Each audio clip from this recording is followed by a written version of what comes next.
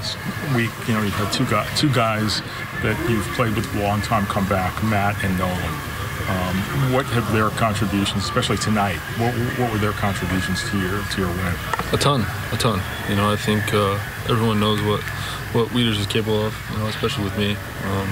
Haven't played together for so long, and coming up together. He knows me inside and out, and Nolan's a special player. He really is. On any given night, he's capable of doing some impressive things, and tonight was one of them. Chris, that's a 4-game winning streak for you guys for the first time this year. Long time coming? Yeah, I think as long as we keep playing quality baseball, it's going to keep coming. I think even when it wasn't going so well, we played some good games, and the ball just didn't bounce our way. But you got to stay after it, and that's what the leadership in this clubhouse is for. You keep grinding, you keep working to where you want to get. I think it's going to turn out to be all right.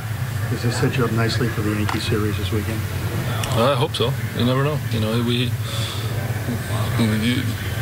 When we leave here tonight, the momentum's gone. They're a good team coming in, and they swing the best. They throw the ball well, and we're going to have to keep playing good baseball.